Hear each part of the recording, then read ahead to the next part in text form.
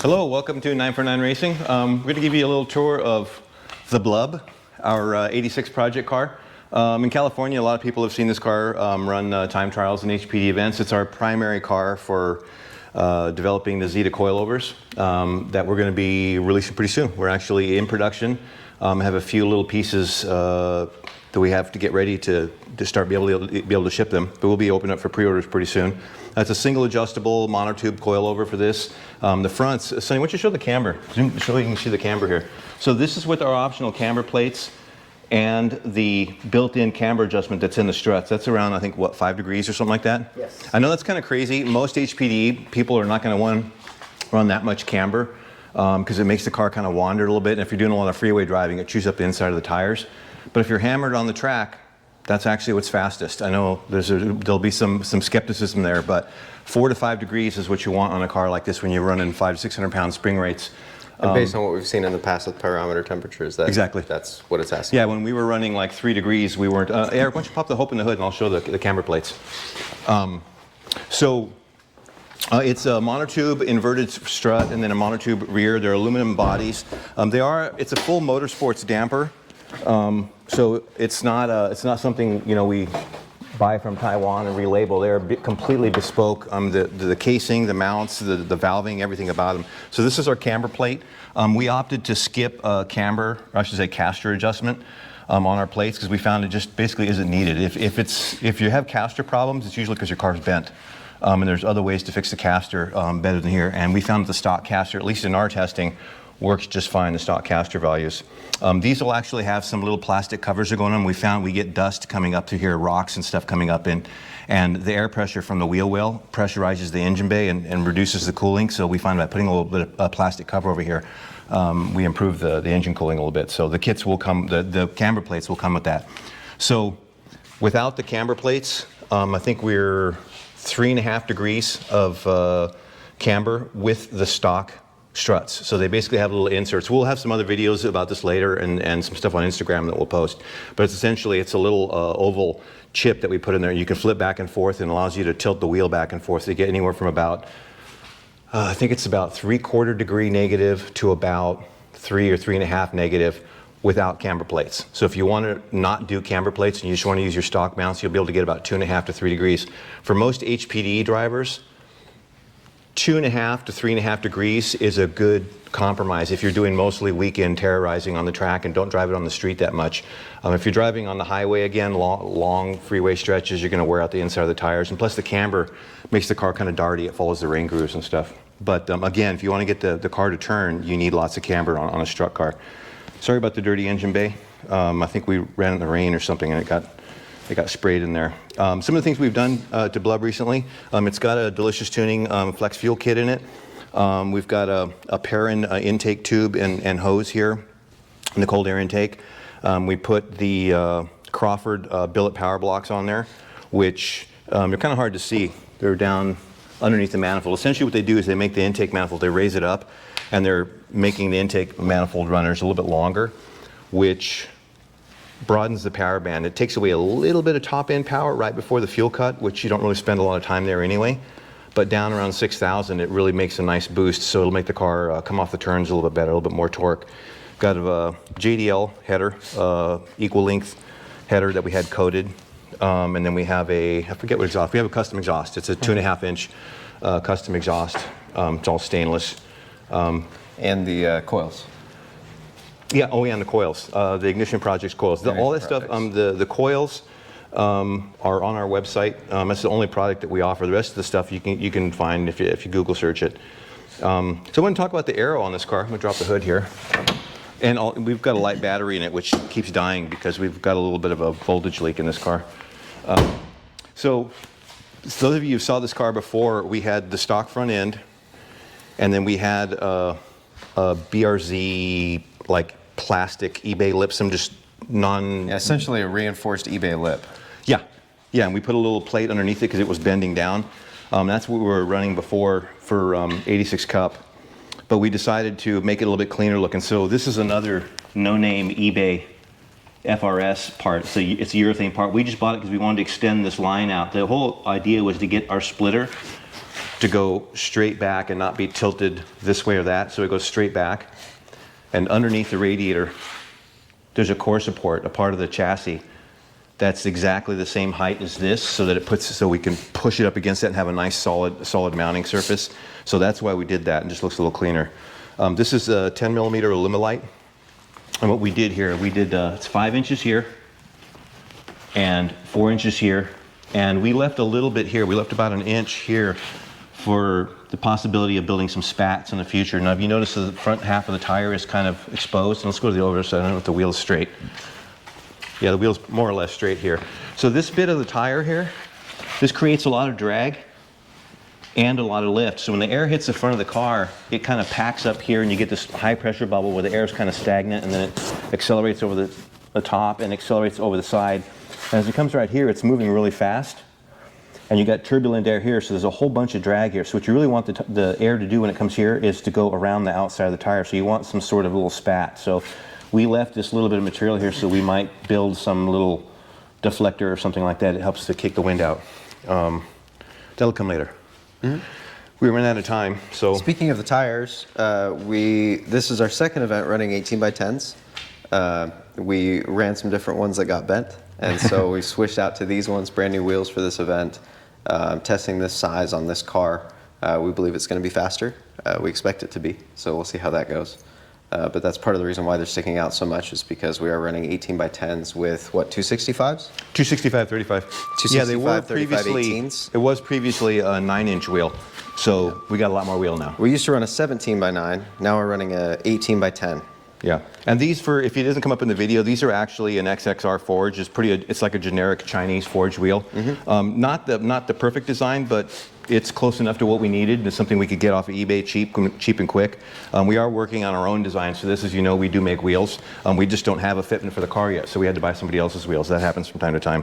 These are the Willwood 13-inch brakes that we run on Blub. It's a 4-pot front, 4-pot rear. Those are available on our site. Yeah, those are available on our site. We love these. These brakes are amazing, flat, amazing in this car. And interior, we just put a roll bar in Blub. Renderos Racing out in Hesperia built this bar for us. I don't know how much that'll show up in video. So now we finally have proper harnesses. Yep. Keep us in the car. Yeah, we were running the stock 3-point harness before, which sucked. Yeah, pretty loudly. And the problem with even with the race seats, the harnesses weren't enough, and this thing generates so much cornering force, it was really hard to stay in. So proper 6 points, properly mounted. And these particular race clips, I really like these. They're the 2-inch style. So if you have a head and neck restraint, they fit inside of the little groove that's in the head and neck restraint instead of like falling over the side. And these 2-inch lap belts are proven to be not only safer, but they're heck of a lot more comfortable. And we got the Enduro style, which allows you to do a quick pull down. So these are really easy to adjust. And then of course you got your 6-point quick release. And this seat is on a slider. These are 2 different sizes, aren't they? Don't we have the wide one? Yeah. So this one here, we're all kind of medium size here. So this is the standard HTR 400. And the other one, I think they call it a medium or a large or something. It's a slightly taller, wider seat for passengers who might be a little bit more oversized. Another thing we've got on this car, in fact, I'm going to show you. I'm going to hop in. Is the steering wheel spacer. It's also available on our site. Key ingredient. It's one of those things, the steering wheel spacer is something that a lot of people don't think they need until they get in the car with a steering wheel spacer. And see, so for highway driving, most people want to have their arms stretched out and, you know, gangsta like this. But on the track, you need to be able to turn the wheel around 180 degrees with your elbows bent. If you have to do it with your arms straight, you don't have any leverage.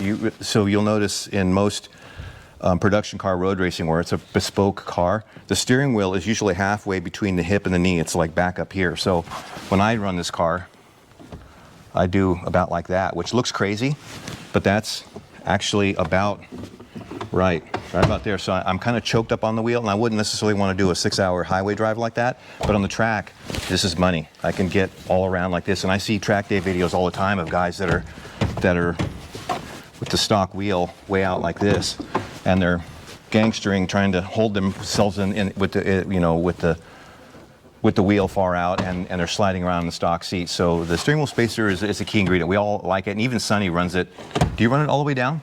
I run it all the way in. You run it all the way in, and I run it all the way out. So it fits both of us. And Sonny's about 5'7", and I'm 6'3", and I'm like a monkey boy.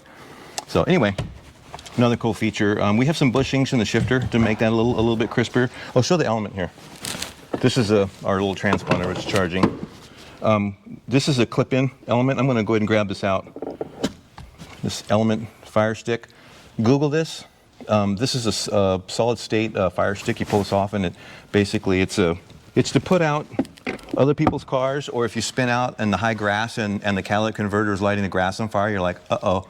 You can grab that thing and put it out. So it's nice to have that in a convenient spot where you can do it if you're going to put a handheld in the car, you want to have it where you can reach it from the driver's seat. If you have to fish around behind the car like that, you're not going to get it. You're going to jump out of the car and run away, which is what you should do if it's on fire. But this is something you can snatch on the way out. So Also, it's one-handed. it's one-handed, yeah, and it clips in, and they're really, really light. And then the other big aero mod we did, we had a ducktail. In fact, let's go show the ducktail. We'll walk over here. This is the ducktail that Renderos built for us. This is what we had on it before. It's just a clear polycarbonate. We used to run this thing pretty steep. It's kind of hard to see it. And your background, I don't know. Yeah, that's good. It like disappears. In Yeah. Yeah. So anyway, this generated a little bit of downforce, actually a decent lift to drag ratio. So we were running that before, but we decided to do a proper wing. And the wing gives us even more downforce, but a lot less drag. And what we find with a good high mount 2D wing, and Sonny, why don't you angle your camera so you can show how high this is relative to the roof. It's about, the foil is about the same height as the roof. And a properly oriented 2D wing will actually reduce drag. We've measured this on a couple different cars.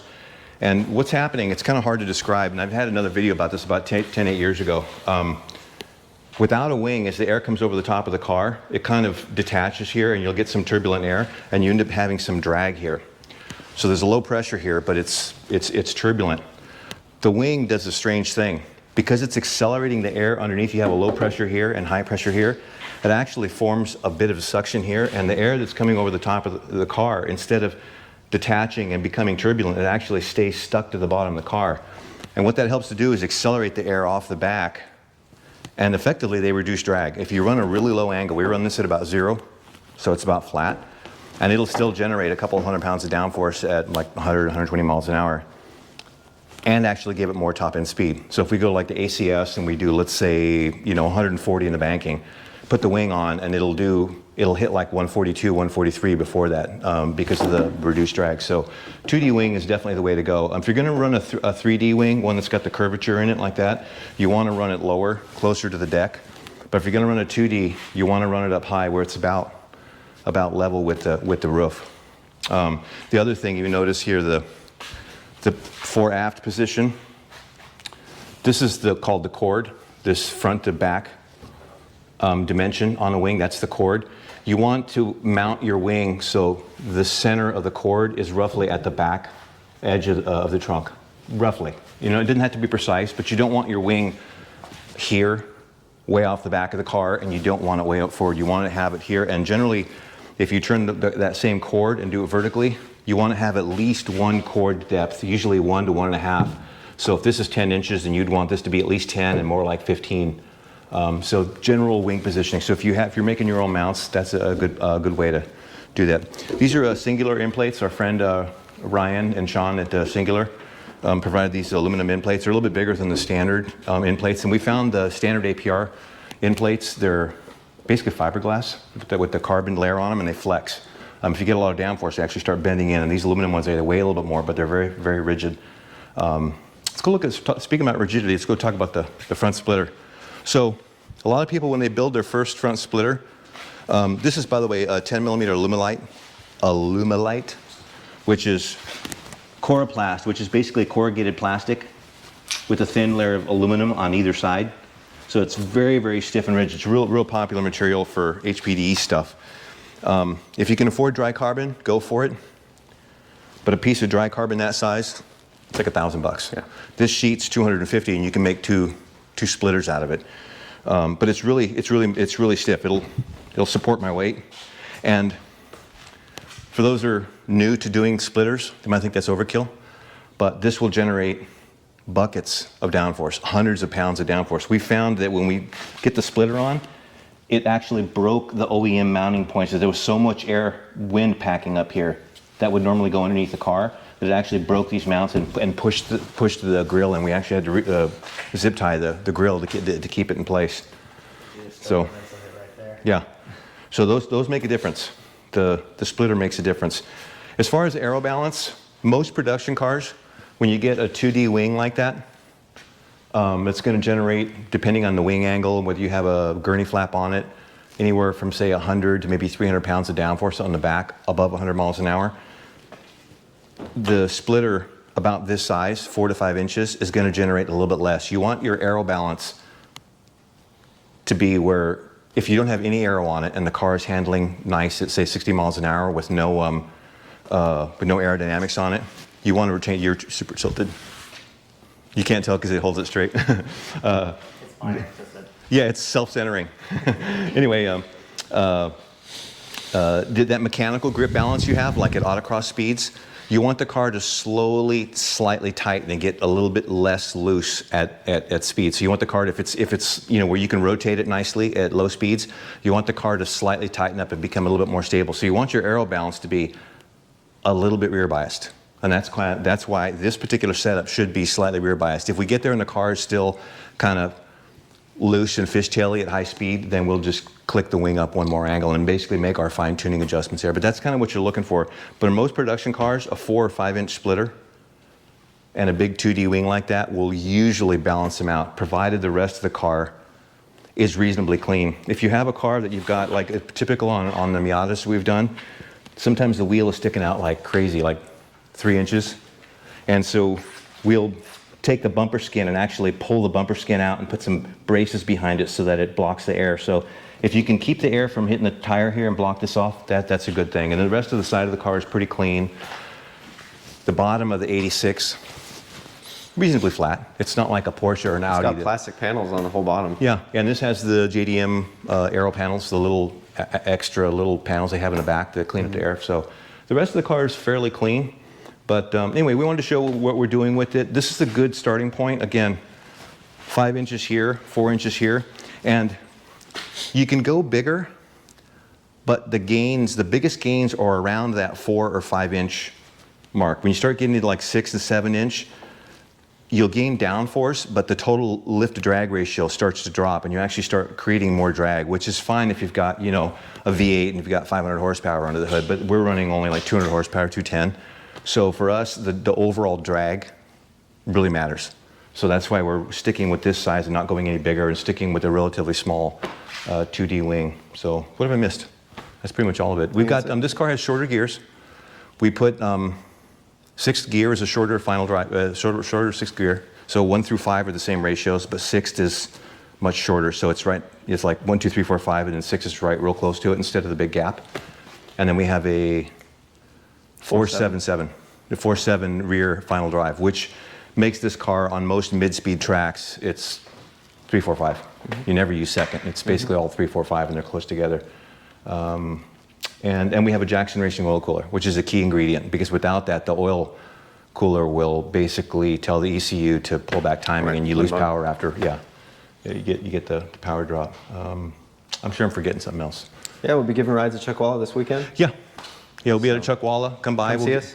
We'll give rides, and we plan on taking this car to the other California tracks, Big Willow, maybe going to NorCal later in the year.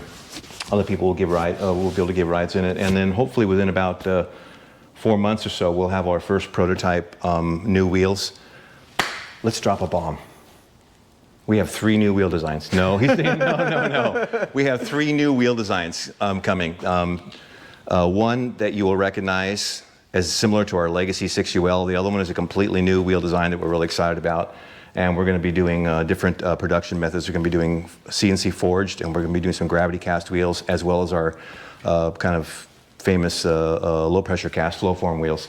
So those are in the coming months, 3 to 8 month period. We'll be dropping some of those, so look for those. But we will eventually have our 18 by 10 forged CNC wheels on this car. But the next thing we'll have is the Xidas. Xidas, yeah, and like I said, they're in production. Right now, I think the only thing we're waiting for is the bearings. We have custom inlinks to make the Xidas work, and we got to get those bearings, and as soon as we get those bearings, we're good to go. We'll be able to start shipping stuff. So that's it. Thanks for visiting, thanks for hanging out, and we'll see you at the track.